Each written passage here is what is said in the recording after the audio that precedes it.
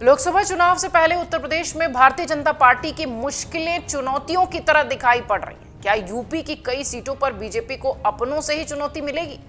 क्या बीजेपी के गढ़ में अपनों की बगावत ही बिगाड़ रही है उसका पूरा खेल? कौन सी जाट बाहुल्य सीट पर बीजेपी को लगेगा बड़ा झटका? पहले चरण में बीजेपी को किन सीटों पर अपनों से ही मिल रही है चुनौती? पीलीभीत लोकसभा सीट से टिकट कटने के बाद आखिर वरुण गांधी ने क्यों साध रखी है चुप्पी? क्या लोकसभा चुनाव के बाद बीजेपी को बड़ा झटका देने की तैयारी में है वरुण? आइए जरा बताते हैं कि यूपी की किन सीटों पर बीजेपी को अपने ही दे रहे हैं तकलीफ, अपने ही दे रहे हैं चुनौती। सबसे पहले बात फतेहपुर सीकरी सीट की। क्यों टकरावट इस सीट पर नजर आती है? कैसे बीजेपी का खेल यहां बिगड़ता दिख रहा है? दरअसल लोकसभा चुनाव का बिगुल बज चुका है और लोकसभा चुनाव में बीजेपी के लिए पहला चरण सर्वाधिक चुनौतीपूर्ण हो रहा है। लेकिन इस चरण में कुछ सीटों पर पार्टी को अपनों से भी चुनौती मिल रही है। आगे के चरणों वाली सीटों में भी खींचतान जरूर है। इस बीच मुख्यमंत्री योगी आदित्यनाथ आगरा में चुनावी सभा करने पहुंच रहे हैं, लेकिन इससे पहले आगरा में बीजेपी के लिए बुरी खबर है।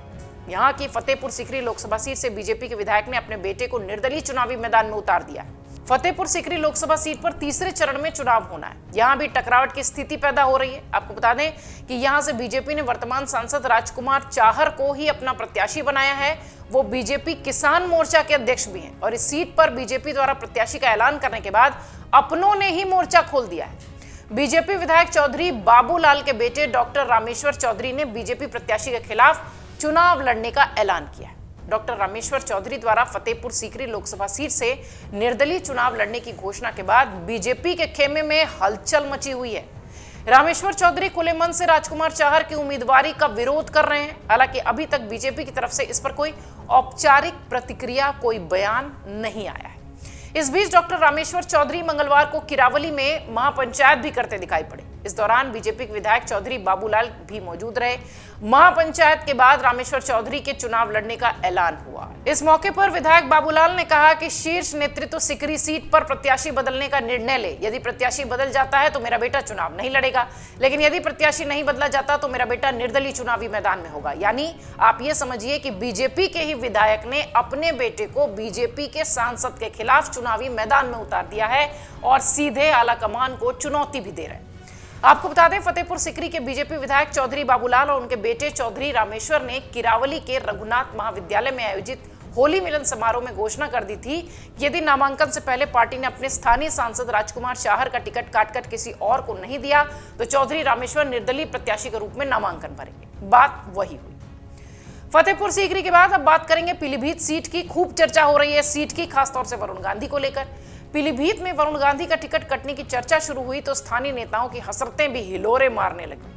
पिछले साल निकाय चुनाव से पहले सपा छोड़ बीजेपी में शामिल हुए पूर्व राज्य मंत्री हेमराज वर्मा भी बीजेपी के टिकट के दावेदारों में थे, लेकिन टिकट मिला योगी सरकार के लोक निर्माण मंत्री जितिन प्रसाद को।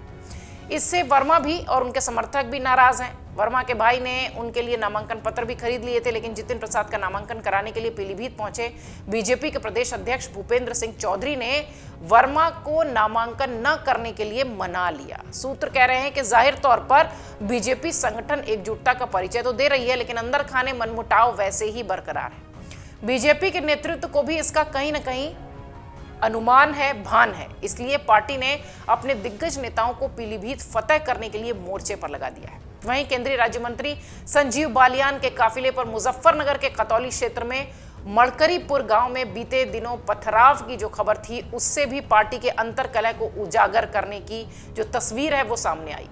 पार्टी के कुछ इलाकाई नेता यानी क्षेत्रीय नेता ये कहते हैं कि अंदर खाने बालियान का विरोध है। खुद बीजेपी के भीतर चर्चा है कि ये मसला इतना आसान नहीं दिखता, क्योंकि ये जो हमला हुआ ये पार्टी के ही असरदार नेताओं की शह पर हुआ है। संजीव बालियान मुजफ्फरनगर सीट से लगातार तीसरी बार लोकसभा जाने के लिए जोर आजमाइश कर रहे हैं। उन्हें यह कहने के लिए मजबूर होना पड़ा कि यह घटना उनके विरुद्ध साजिश है। वहीं गाजियाबाद सीट पर केंद्रीय राज्य मंत्री जनरल वीके सिंह लोकसभा चुनाव के मैदान में नहीं है। लगातार 2 बार वो यहां से सांसद चुने गए, लेकिन पार्टी इस बार उन्हें चुनावी मैदान में नहीं उतार रही है। उनकी जगह बीजेपी के प्रत्याशी के तौर पर गाजियाबाद के विधायक और पूर्व राज्य मंत्री अतुल गर्ग चुनावी मैदान में। क्षेत्र में चर्चा इस बात की है कि जनरल वीके सिंह का टिकट कटने से ठाकुर बिरादरी के लोग थोड़ा सा नाराज हैं। आपको बता दें कि पहले चरण की 8 में से 5 सीटों पर बीजेपी को पिछले लोकसभा चुनाव में हार का सामना करना पड़ा था। पिछले चुनाव में बीजेपी सहारनपुर, बिजनौर, नगीना, मुरादाबाद और रामपुर सीटें हार गई थी, लेकिन 2022 में जो उपचुनाव हुए बीजेपी ने रामपुर सीट जीत ली थी।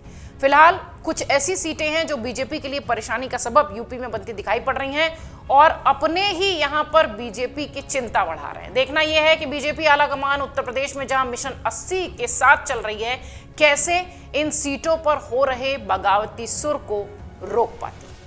अगर आप ये वीडियो YouTube पर देख रहे हैं तो हमारे चैनल को सब्सक्राइब करें और बेल आइकन को दबाना ना भूलें। अगर आप Facebook पर ये वीडियो देख रहे हैं तो हमारे पेज को लाइक करें।